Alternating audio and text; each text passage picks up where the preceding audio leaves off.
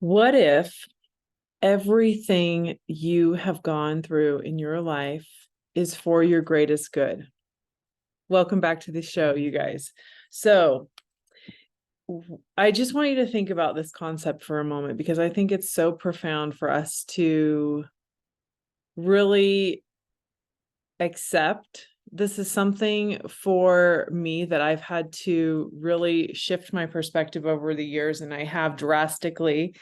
But I want you to think about, all the times that we go through things that we think that they're mistakes. We think that it's negative or bad or painful, and we see no good coming from that situation. Every single thing we go through is a gift. Even the pain. The pain is some of our greatest gifts are the painful moments that we've gone through in our life. And you might be thinking, yeah, right. Maybe you're going through something right now where you have no idea what good will come of it, why it has happened to you, what the point is, how it can ever be okay. Maybe some of you are relating to that.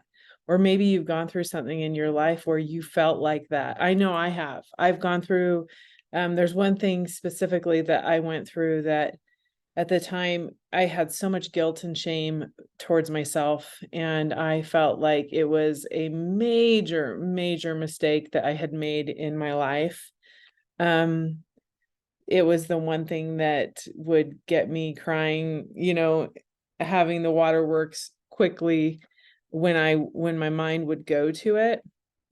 But now, over many years, I realize that it was something that I went through and something that I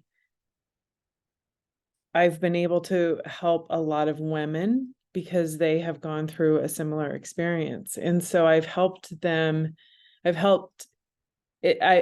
been able to meet them on that bridge because of my own painful experience. And we all go through things in our life. I remember feeling that way when I went through my divorce, feeling like, how can this ever be a positive thing? How can this ever be okay? How can my children ever be okay? From me having this, from us going through this experience, how will they be emotionally healthy? And now in retrospect, I fully believe that was the plan. I was meant to meet my ex-husband and have two beautiful, amazing children with him, go through such a painful experience that him and I both went through, and learn massive, massive things about ourselves, learn about forgiveness, learn about our power to move on, our power to go through really hard things and get through them. Just all of the amazing gifts that came from that experience. And, being able to go to help people that I love so dearly in my life that have gone through divorce and help them see that, what, there is light on the other side. You do get through that storm and you come out on the other side if you choose to. And uh and what I mean by that is, we can choose to let painful moments in our life knock us off course and really go into a space of self-destruction and never come back from that. We can, I mean, that is the choice, that we can do that. You can see people in their life that have gone through hard things and they have really fallen into a path of destruction, whether it's through addiction or depression, anxiety, whatever path they chose. But then you see people that are choosing the path of healing and choosing the path of empowerment, and they take that pain and they channel it into making the world a better place or helping others heal or really blessing the lives of so many people. I adore warriors that do that. I know some that just come to my mind right off the bat. One of them is Mio Strong. She has been a guest on my podcast. She was actually one of my very first guests. I should have her back on as I think about this, but she is very open, upfront, forthright about her trauma, some painful experiences that she has gone through, which I can really relate to that as well. I can relate to some of the things that she's gone through. And she has taken that and she has turned it around and is now blessing the lives of so many other women, children, men, by her message, by the work that she does. Elizabeth Smart's another one. She actually works alongside Elizabeth Smart, and as does my husband as well, works for that foundation since Mio Strong got involved in that. But they're taking their pain. Look at what happened to Elizabeth Smart. I mean, my goodness, look at how her life could have turned out.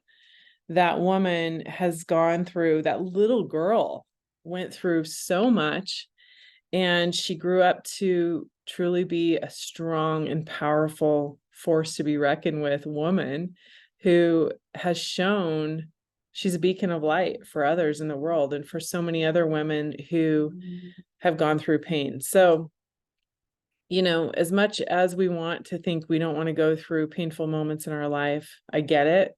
Yeah, in the moment, it's hard. But if you're in the thick of it right now, if you're going through something right now, then keep going and realize that one day, if you choose, there's those two roads. You could choose the path of destruction, which you won't. I know you won't. I believe in you, and I know that you're going to choose the path of healing, of empowerment, of growth, of blessing the lives of others based on the stuff you're going through right now or that you've been through in the past. So, what if it's all happening for you? What if it's all perfection? And these experiences that we have had, they are our greatest gifts. So, think about that.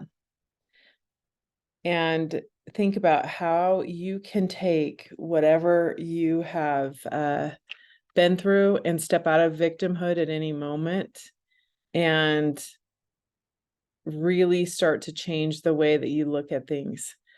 I'll just be upfront, forthright, and truthful. When I was 11 years old, I was raped, and it was a very painful experience for me. The man was in his 20s. It really messed with me for many, many years to come. I mean, decades. So even though that was just one moment in time, it would be many years of emotional and mental, psychological turmoil that would mess with me. And so it was many years for me to figure out what was the good of that. How could that be a gift? This 11-year-old and her, I look at other 11-year-olds and I see that they're young, they're childlike, they have this innocence, they're little girls. And I was not. By the time I was 11, I had seen and experienced a lot of things that you would not want your 11-year-old to experience. And looking at it through the perspective of a mother, I now see that experience, I would go through that 10 times over to have the perspective, to have the lens that I'm able to look at through with my own motherhood. And would I go through that to be able to have that assertive viewpoint for my daughters? Yeah, I totally would. And I'm really grateful for that now. I also think that there's there's a fine line between parenting from trauma and fear and parenting with it being those things you've gone through, with it being a gift, and being in that space of empowerment, of wisdom, of assertiveness, being able to see different things that maybe you wouldn't have if you were in more of an ignorant space, because you don't know what to look for.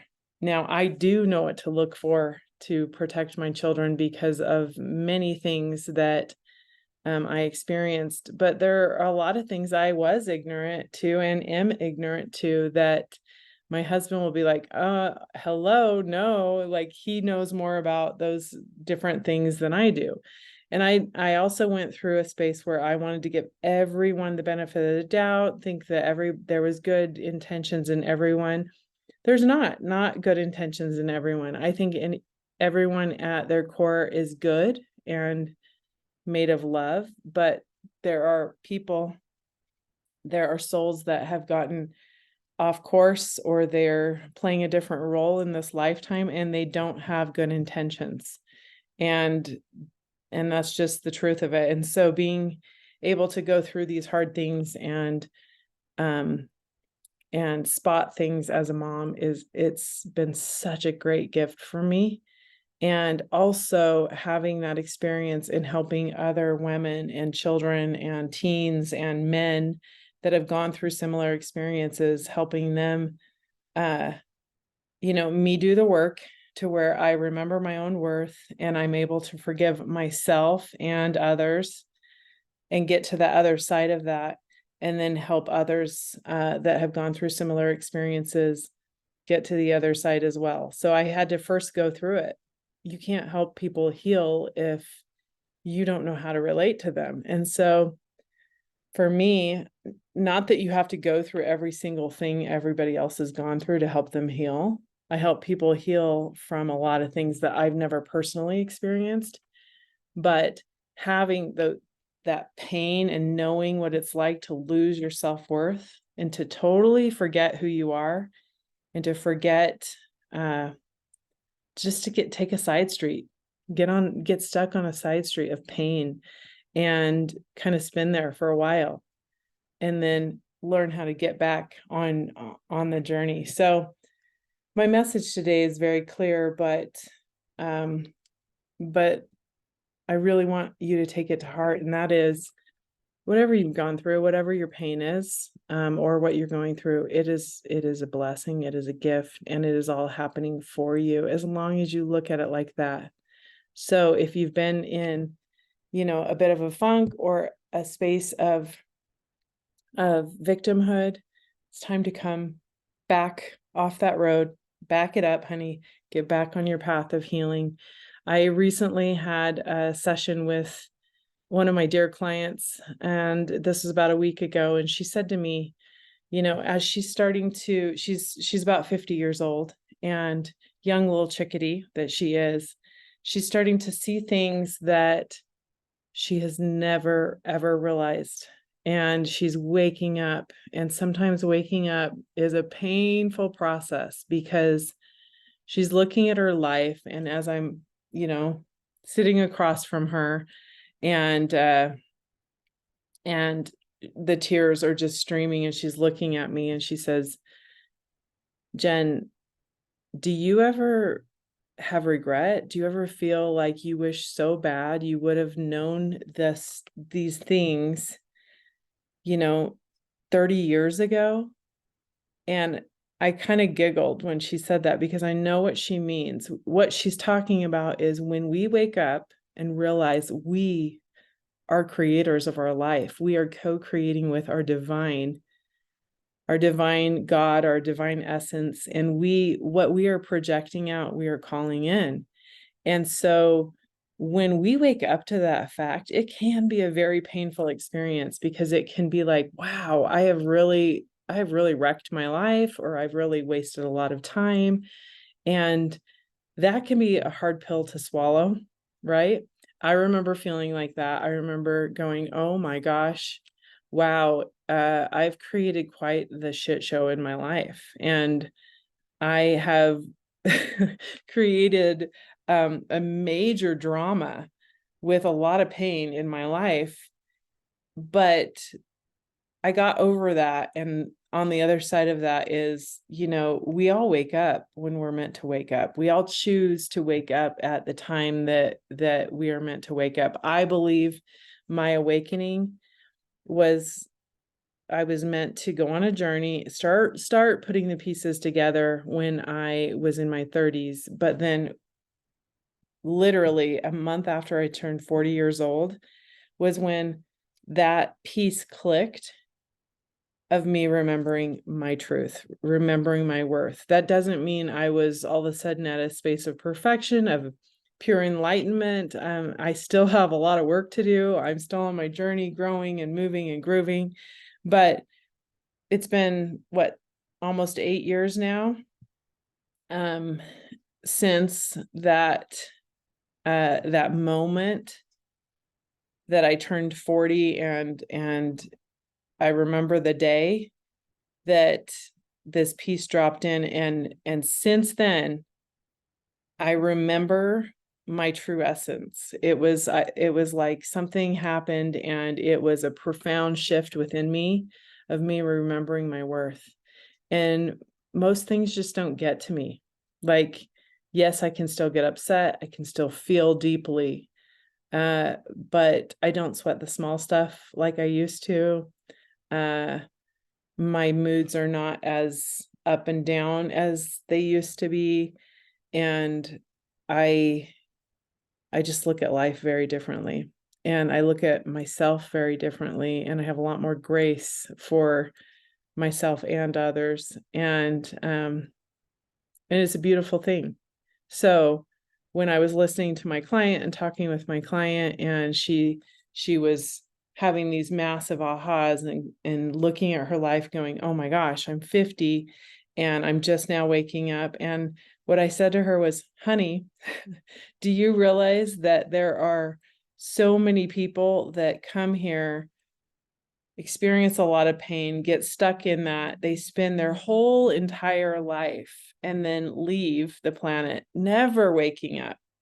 And so the fact that she's waking up at 50 is a beautiful thing. It's such a beautiful thing, because most people never get there, and that's it. It's meant to happen when it's meant to happen. I think that we all plan a certain time frame. I think it can change, and yes, we can get stuck, um, we can get stuck in pain. But I think for me, my blueprint of life, and we all have one, is I think our soul plans a time frame for things. And so it's like, maybe you planned for yourself to come here, totally forget who you are, start to remember, have different messengers or guides, spiritual guides, come into your path, whether that's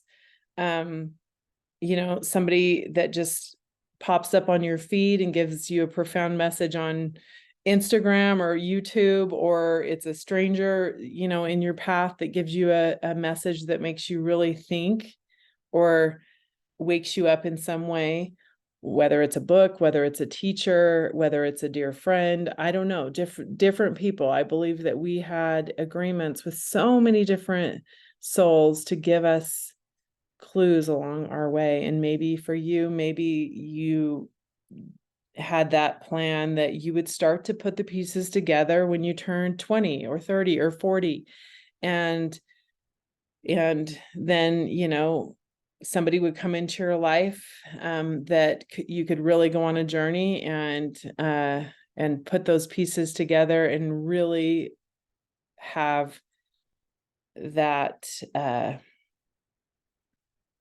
those pieces of the puzzle solidified at a certain time frame in your life. And then once that happens, then you turn around and you can help others remember their truth. So it's all beautiful, all of it. And the things that you've gone through in your life that you think are mistakes that you made or regrets? What's your biggest regret? Think about it. For me, I think that, the mom guilt and the dad guilt is so real. But especially for moms, right? Those mamas, we're so hard on ourselves. And I had so much mom guilt, and I had a lot of guilt about my divorce and me being a single mom, and just felt so fragmented and focused on so many other things, because I had to. Honestly, I was a single mom and I had to go to school, and I was making plans for my children's future, and and I also wanted to find love. I I was a mess and I was looking for validation, and I used to hold that against myself a lot. I used to look at myself and go, gosh, why did I date those guys that I dated when I should have been home snuggling my babies? But now I can look at that 20-some-year-old girl of myself when I was a single mom, and I can have compassion for her, and I can understand where she was at that time, and I can send her so much love, which is just me, allowing myself grace. But my daughter, my younger daughter, she's 12, she asked me yesterday a really interesting question. She said, Mom, if you could go back and hug your younger self, how much would you pay? So I thought, that's an interesting question. And I was like, wow, if I could go back and hug my younger self, think about that question. Think about a moment in your life where older, wiser you could, now you are most likely maybe a parent, or at least you're at least older and have a broader perspective. If you could go back to your younger self, think about what time frame would you go back to, and imagine just truly enveloping yourself with so much love and acceptance and forgiveness, and telling your younger self, it's okay, honey. It is so okay what you're going through right now. You're learning, you're growing. It's okay. It's all okay. What would you do? Who would you go back to? What age? What stage? Pretty profound. She's like, would you pay $3,000? I said, yes, absolutely. If I could go back, like, let's take that 11-year-old. If I could go back to seeing my 11-year-old self after her going through that traumatic moment, and just embracing her in my arms and telling her, you know what, honey, that was not your fault. That was not your fault. And you are so worthy. And you will see that one day you will meet a man that will come into your life. It's going to be a ways down the road. You're going to think it's your first husband. It's not, it's your second. And I would say he's going to come into your life and he's going to be your ultimate protector.